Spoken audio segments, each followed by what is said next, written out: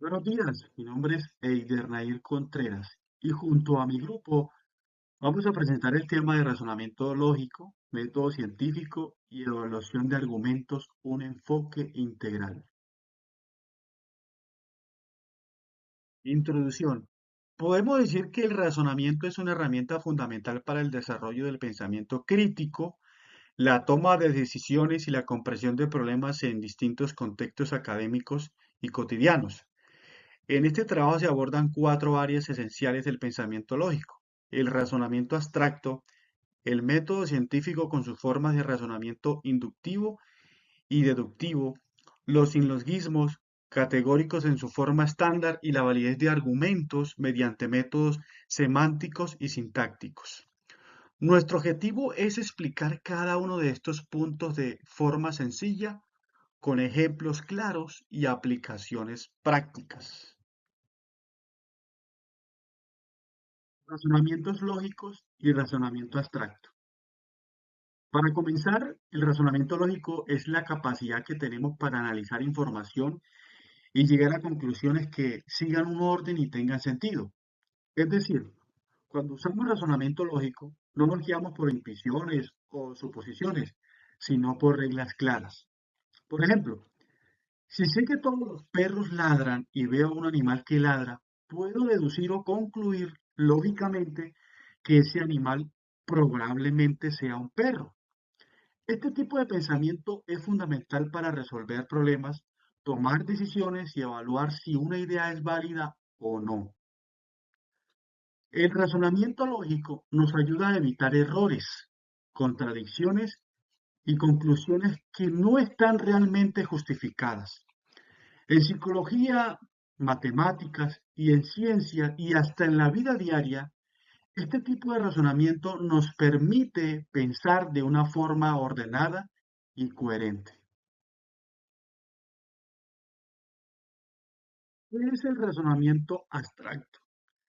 El razonamiento abstracto es un tipo de razonamiento lógico, pero se enfoca en algo más profundo: la capacidad de encontrar patrones, relaciones y reglas que no están escritas de forma explícita. Este tipo de razonamiento no se basa en palabras ni en contenidos concretos, sino en formas, secuencias, movimientos, transformaciones y relaciones.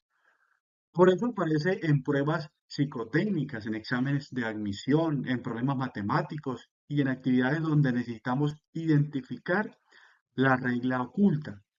Cuando usamos razonamiento abstracto, tenemos que observar, comparar, identificar qué cambia y qué se mantiene, y luego predecir qué debería de venir después. No necesitamos tener mucha memoria, sino la habilidad de descubrir patrones.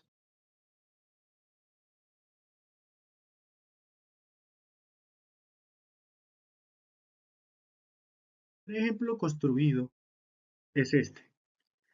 Si observamos esta imagen completa, una observación general, miramos que son secuencias de figuras. Es hallar la figura número 4. Si observamos en la figura número 1, vemos que es un triángulo con un círculo dentro.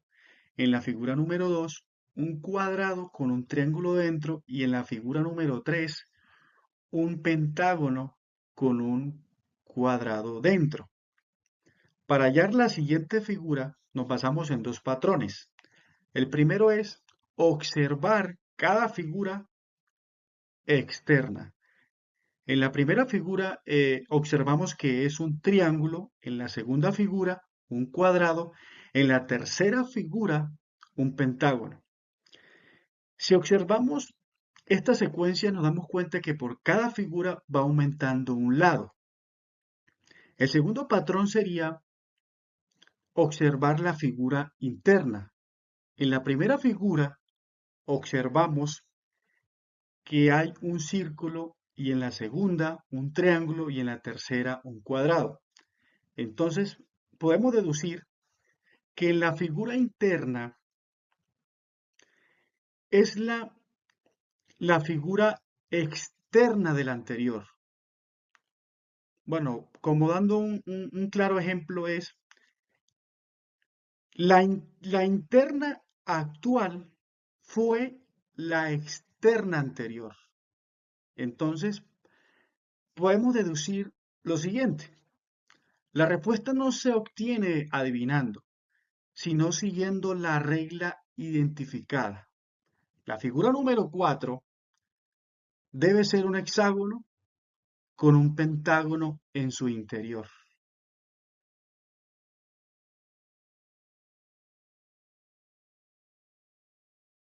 Esto demuestra cómo el razonamiento lógico nos ayuda a aplicar patrón y el razonamiento abstracto nos permite descubrirlo y entenderlo.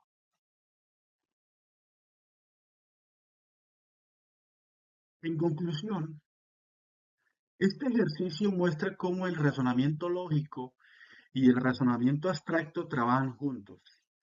El razonamiento abstracto me permitió identificar los patrones ocultos en la secuencia de figuras. El aumento progresivo de lados y la repetición de la figura interna. Luego el razonamiento lógico me permitió aplicar ese patrón de manera coherente para deducir la respuesta correcta. Gracias a este proceso, pude determinar que la siguiente figura debía ser un hexágono con un pentágono dentro, siguiendo exactamente la regla establecida. Este tipo de análisis es esencial en pruebas cognitivas, temáticas, psicología y en cualquier situación donde sea necesario reconocer patrones y sacar conclusiones basadas en hechos.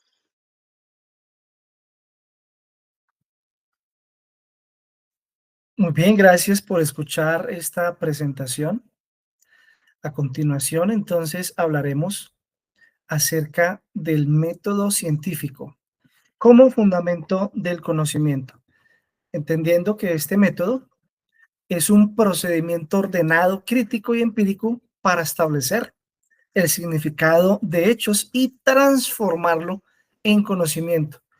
Vemos en nuestra imagen que esto indica un proceso de 6 pasos esencialmente, aunque hay otros modelos, pero esencialmente son estos: observación, pregunta, hacer hipótesis, experimentar, llegar a una conclusión y deportar resultados. Y podemos ver que esto sería como más bien un ciclo donde constantemente se va refinando el conocimiento para llegar a conclusiones y ser usado posteriormente.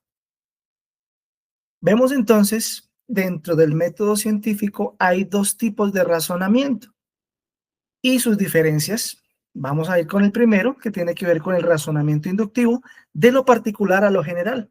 Se parte de observaciones como específicas, tienen que ver los datos, casos individuales, y esto para construir, ¿no?, las teorías, axiomas y principios generales. Y una frase que nos sirve allí, que está entre comillas, dice: he visto X suceder 100 veces, por lo tanto, X es una regla probable. Cuando hablamos ahora de análisis o del razonamiento deductivo, hablamos de lo contrario, de lo general a lo particular. Entonces, se parte de una teoría o premisa aceptada para predecir qué resultados. Es un caso específico, noten. Entonces miramos el ejemplo, la regla es X, por lo tanto, en este caso específico, sucederá X. Muy bien, vamos a ver un ejemplo práctico allí. Miremos aquí en la parte izquierda. Recordar que es de abajo hacia arriba y el tema del ejemplo práctico. Caso, entonces vemos allí 2 por 1 igual a 2, 5 por 1 igual a 5, 19 por 19, 19, perdón, por 1 igual a 19. ¿Cuál es la conclusión? Todos los números multiplicados por 1 dan el mismo número.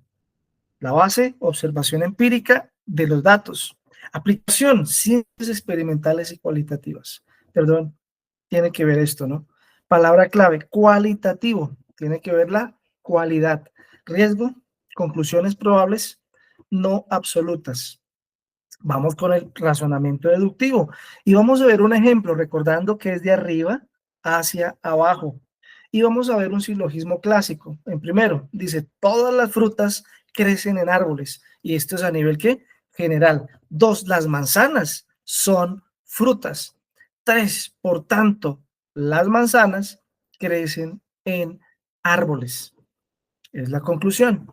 Y esto se aplica a las ciencias formales, lógica matemática, ejemplo, y tiene un enfoque que cuantitativo, es decir, de números, algo contable. Conclusiones válidas y verdad necesaria.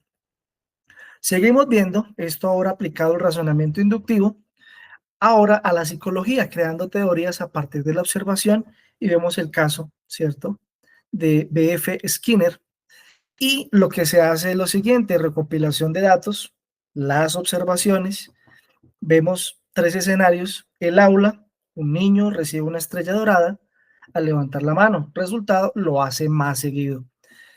2, laboratorio, una rata recibe comida al presionar una palanca, el resultado, presiona la palanca repetidamente. 3, terapia, una pareja recibe un elogio por un cambio positivo, resultado, se repite el comportamiento. El psicólogo observa estos patrones aislados y busca ¿qué? Un hilo conductor. La segunda parte de esto tiene que ver con la formulación de la teoría, la inducción. Teoría del condicionamiento operante. Al analizar todos estos casos que vimos anteriormente, se induce un principio general. La conducta seguida por recompensa, es decir, el refuerzo positivo, tiene una alta probabilidad de repetirse. Hemos pasado a observaciones aisladas a una ley universal del comportamiento. Muy bien, ahora vamos con el ejemplo del razonamiento deductivo, aplicando teorías a casos reales. El caso ahora de la terapia cognitivo-conductual o TCC. El proceso deductivo clínico se trabaja primero la premisa mayor, una teoría general. Y en este caso leemos los pensamientos negativos distorsionados causan y mantienen la ansiedad social. Este es el principio de TCC. Premisa menor, o sea, caso específico. La paciente Sofía tiene pensamientos negativos. Se ríen de mí y sufre ansiedad social severa. 3, conclusión.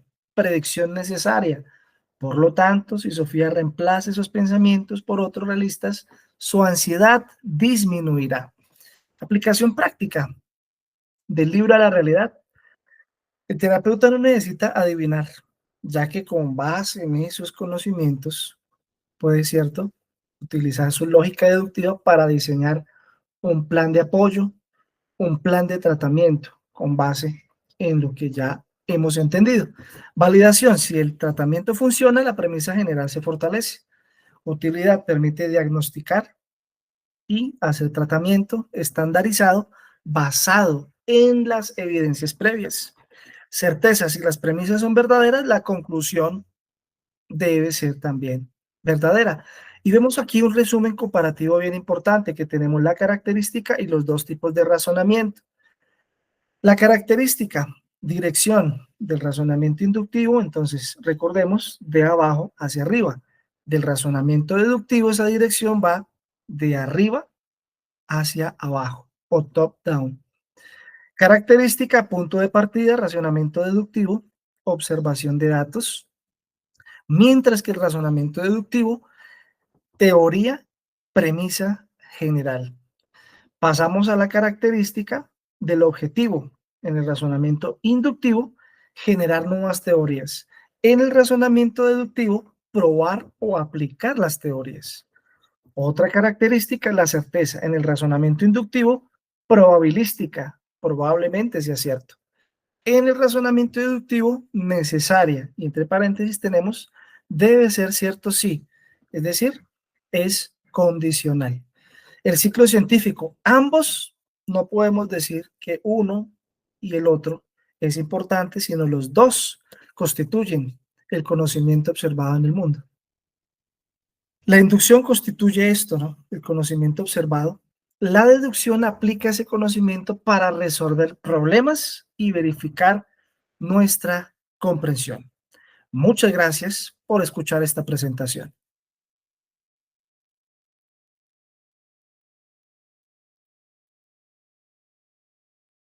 Hola, buenas a todos. Mi nombre es María Camila Banquete Herrera. Hoy les voy a hablar sobre los silogismos categóricos, en especial sobre su forma estándar. ¿Qué es un silogismo? Es un argumento que se utiliza para llegar a una conclusión. Se llama categórico porque trabaja con una categoría o clase de objetos en palabras sencillas. Es una forma de conectar ideas para deducir una nueva verdad. Los términos para construir un silogismo: el término mayor es lo que se afirma en la conclusión. El término menor es el sujeto de la conclusión. El término medio es el que actúa como un puente. Aparece en ambas premisas, pero no es la conclusión. En la forma estándar, para que un silogismo esté en forma estándar, debe seguir un orden, que sería la premisa mayor con la letra M y la letra P, la premisa menor con la letra S y con la letra M, y en conclusión la letra S y la letra P. Ejemplos: se clasifican los siguientes. La premisa 1: todos los hombres son mortales. Premisa 2: Sócrates es un hombre. Conclusión: Sócrates es mortal. En conclusión, nos ayuda a comprender y analizar la validez de los argumentos. En un silogismo, no nos asegura que la premisa sea verdadera, pero sí nos garantiza que la estructura lógica sea correcta. Este tipo de razonamiento se basa más que todo en la ciencia y en la filosofía de nuestra vida cotidiana.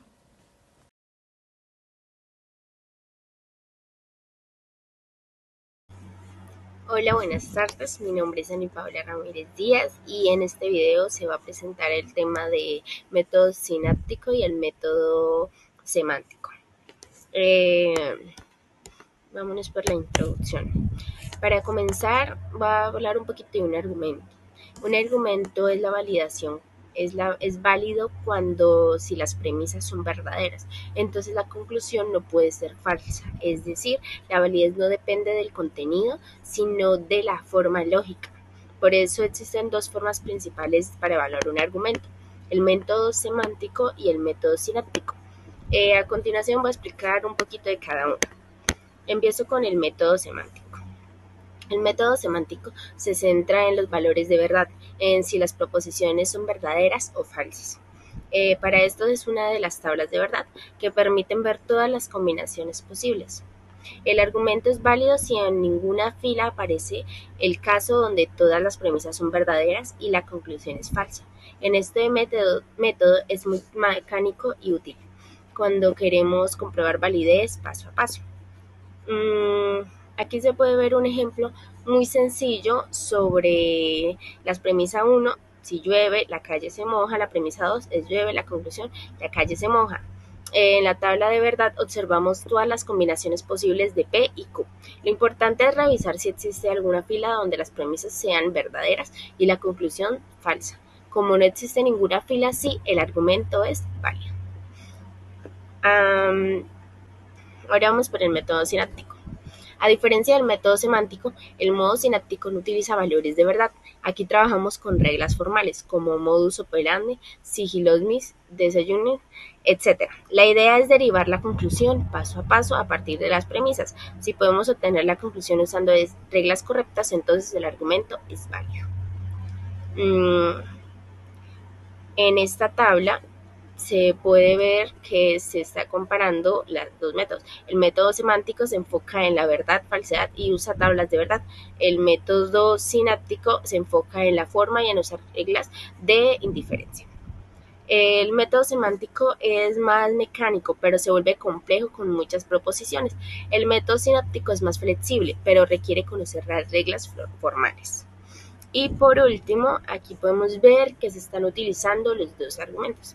Pueden analizarse con los mismos métodos. Con el método semántico revisamos que no haya una fila con premisas verdaderas y conclusiones falsas. Y con el método sináptico revisamos si la conclusión se puede derivar aplicando las reglas. Cuando ambas coinciden, tenemos una validación completa del argumento. Muchas gracias. Ese es mi trabajo por hoy.